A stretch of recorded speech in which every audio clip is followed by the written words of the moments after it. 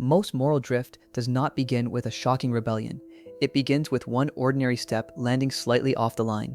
Nothing dramatic announces that your direction has changed. If this kind of quiet Christian reflection helps you think more clearly and seek God with more honesty, subscribe to Quiet Grace, like this video, and share it with someone who is wrestling with the same question.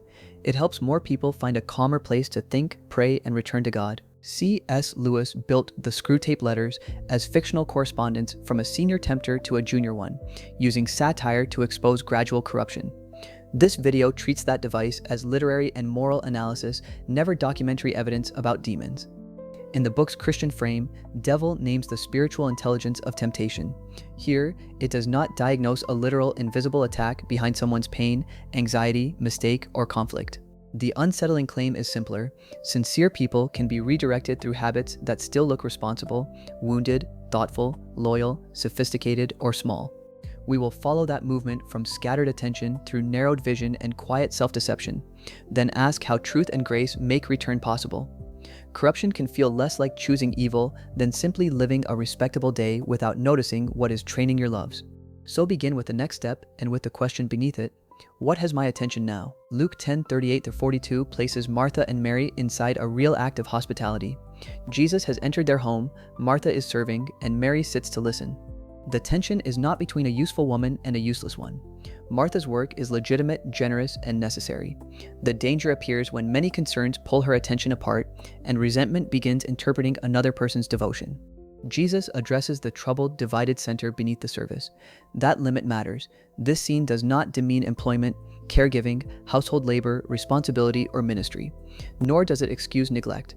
Its narrower warning concerns good duties becoming so mentally consuming that presence with God and charity toward others disappear. Busyness becomes drift when every open space is filled before we can notice what our activity is doing to us. Distraction then feels virtuous because the calendar supplies an alibi. Practiced attention may be modest. Pause before the next duty, name the person before you, and offer God the task without pretending the task is God. The payoff is not escape from real life. Attention is learned within real duties, one present act at a time. Church disappointment can wound more deeply than ordinary conflict because trust, worship, authority, and belonging are involved. Hypocrisy is not imaginary when leaders conceal harm, communities protect reputations, or believers speak of grace while acting without truth. Naming that honestly is not cynicism. When misconduct occurs, reporting it can be right. Seeking accountability, setting wise boundaries, leaving an unsafe environment, and getting help from qualified people may be faithful necessities. No one should be pressured into silence, premature forgiveness, reconciliation without safety, or a return to danger. The harmed person is not responsible for preserving an institution's appearance. Yet truthful protection and a permanently narrowed lens are different things.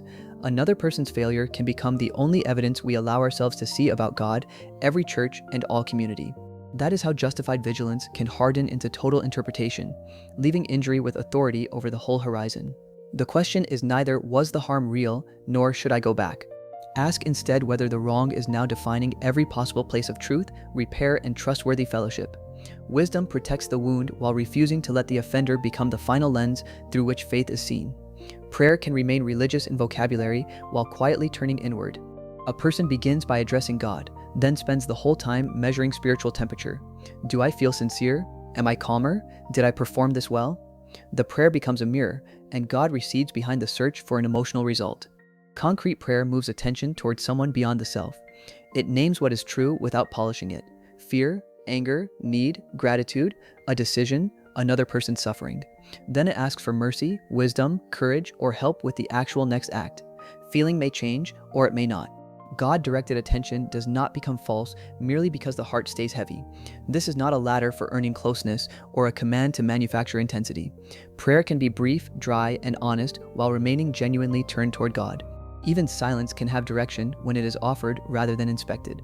The practical shift is small. Stop grading the moment long enough to speak one concrete truth to God and receive the next duty as something done before Him. Prayer then becomes attention, not self-surveillance. Matthew 26:36-46 brings us to Gethsemane as the arrest approaches. Jesus names overwhelming sorrow, withdraws to pray, returns to disciples who cannot remain awake, and goes again before rising to meet the approaching hour. The scene holds anguish and obedience together without pretending either is easy. Its boundary must stay clear.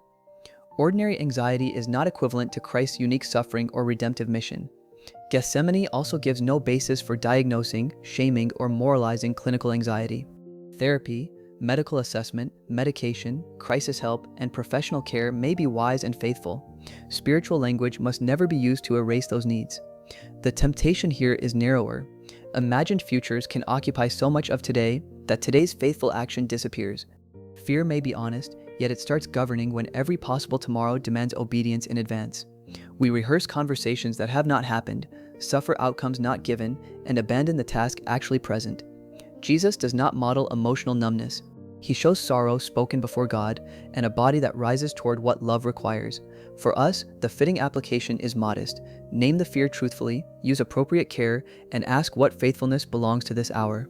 The future remains real, but it no longer receives tomorrow's strength before tomorrow arrives. Matthew 4:1-11 places Jesus in the wilderness after baptism, within Israel's larger wilderness story. Hunger is real. The tempter presses appetite, public spectacle, and the kingdoms of the world with their power, each offered through a corrupted shortcut. Jesus refuses to seize bread, proof, or rule on terms that break trust and worship. The interpretive limit is essential. The passage is about Jesus' unique testing and faithfulness, not a code for labeling political opponents satanic or every public compromise demonic. Civic engagement can be responsible, neighbor-serving work. No party, movement, nation, candidate, or public figure is implied here. The inward danger begins when faith is recruited to serve a faction, ideology, or cause. Christian words remain, yet truth is welcomed only when it benefits the team. Cruelty becomes strategic, correction becomes betrayal, and power starts looking like permission. The wilderness scene exposes the cost of shortcuts. A good end cannot sanctify corrupt worship. The searching question is not whether Christians may care about public life. Ask whether the cause still stands beneath Christian truth, available for judgment and repentance, or whether it has become the test, deciding which truths may be heard. Faith serves God first, and therefore cannot give borrowed power the altar. Novelty rarely asks for a formal renunciation. More often, it rewards a series of tiny social adjustments. An admired friend rolls her eyes at an old conviction. A respected room treats restraint as embarrassment. A new vocabulary makes yesterday's compromise sound mature, and the wish to remain welcome supplies the final nudge. Culture, friendship, learning, and change are not enemies of faith. Christians can learn, revise judgments, enjoy beauty, and receive correction from beyond familiar circles. The mechanism is surrendering discernment to whatever feels current, sophisticated, or socially safe. Respectability becomes a borrowed conscience. The shift can be hard to see because each move preserves our preferred self-image. We still call ourselves faithful while quietly consulting applause before conviction. Eventually, the compass has moved by degrees, though no single moment looked decisive. A useful question interrupts the motion. Would I still call this wise if the people I admire laughed at it, or if the people I fear never found out? That question does not reject community. It restores responsibility. Healthy influence can sharpen judgment. Respectable worldliness asks us to hand judgment away. Luke 18:9-14 begins with a precise audience, people who trust in their own righteousness and treat others with contempt. In the parable, a Pharisee turns genuine religious practices into comparative status, measuring himself against another man. The publican stands at a distance and asks for mercy. Jesus reverses the expected verdict. The limit protects the passage from misuse. It does not caricature a living religious community, condemn Jewish devotion, or suggest that fasting, giving, discipline, learning, and doctrinal seriousness are inherently proud. The target is self-trust that converts gifts into elevation and another person into a lower rung. Spiritual pride can confess correct doctrine while becoming unable to receive correction. Mercy is spoken, yet comparison remains the hidden scale. Even humility can be admired as personal achievement. Humility restores accurate scale before grace. Neither self-loathing nor theatrical smallness belongs to it. Clear sight remembers that every discipline is received and every neighbor remains a person, not evidence for our superiority. The payoff is freedom to tell the truth about strength and failure without building an identity from either. Grace lowers contempt and lifts despair, placing both people on ground where mercy, rather than rank, decides. The final mechanism looks almost harmless. A small choice is treated as trivial, temporary, and easily reversible. One cutting remark can be explained later. One concealed fact seems too minor to name. One postponed act of obedience feels available tomorrow. Yet each permission teaches the next choice what kind of path is normal. Postponement, self-justification, and rationalization are examples here, not separate mechanisms. Their force comes from repetition. A decision leaves a mark. The next footfall finds that mark easier to follow. Direction forms while every isolated step still looks too small to count. Ephesians 5:16 in the King James Version gives the warning its compact voice, redeeming the time, because the days are evil. That sentence does not command panic, frantic productivity, or fear of wasted minutes. It calls for wakeful stewardship inside a morally serious world. The answer to small permissions is not grand self-reinvention. Notice the next mark before it becomes a root. Tell the truth about the choice while it is still this choice. Time is redeemed in the present, where direction can still change. Picture a sincere believer moving through an ordinary season. Work demands, family messages, and constant interruptions consume attention until quiet feels wasteful. Then a real church hurt narrows the lens.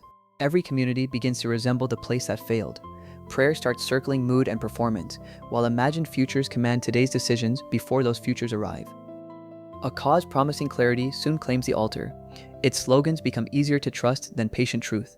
Admired peers make one compromise look sophisticated, so respectability shifts the compass. Pride then resists correction because admitting drift would threaten the identity built along the way. Finally, small permissions set direction. Another harsh word, another hidden fact, another obedient act deferred. No single frame explains the person, and none of these steps makes return impossible. Together they show how the 8 mechanisms cooperate as a path rather than a diagnostic menu. The chain also reveals where interruption can begin. Attention may return before every feeling settles. Harm can be named without owning the whole horizon. A cause can be lowered from the altar, and correction received before pride writes the final defense. Return is neither inevitable nor self-rescue. Truth can expose direction, community can support change, and grace can meet the person mid-step. Return usually enters ordinary life through a few embodied movements woven together. Before opening the next message, a person pauses and does the present duty with full attention. Prayer becomes concrete. God, I am angry about what happened, afraid of tomorrow, and tempted to hide this choice. Give me courage for the honest next act. That honesty creates room for self-examination without self-prosecution. Humility asks where correction is deserved and where a wound needs care. A trusted, steady person may help separate the two, provided the community is healthy. Community never means remaining in danger, returning to an unsafe environment, or surrendering wise boundaries. Sometimes faithful fellowship begins elsewhere, with qualified support. Truth then becomes speakable in specifics rather than fog. The apology owed, the report that must be made, the appointment to schedule, the influence to question, the small permission to stop. Grace keeps that truth from becoming a sentence of hopelessness. We are more honestly known than our defenses allow, and more mercifully received than our shame predicts. These counter-movements are not a tidy cure or guarantee of quick relief. They form a lived posture, present to God, examinable before truth, connected without surrendering safety, and dependent on grace for the next step. We began with an ordinary day and a line beneath the feet. The route changed by inches, without announcement.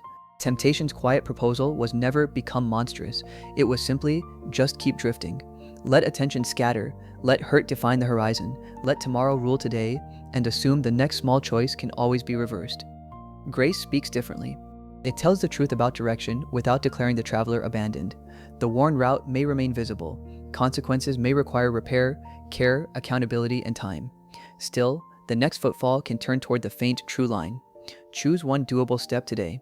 Put down one distraction, name one concrete truth to God, or tell one trustworthy person where you need help. Do not demand an instant feeling, guaranteed protection, sudden victory, or dramatic makeover. Offer the step you actually have. The final hope is not that careful people save themselves. Christ's grace meets honest return and gives mercy before the path is fully repaired. An ordinary day can carry a new direction. If quiet grace helps you practice that kind of attentive return, you are welcome to subscribe.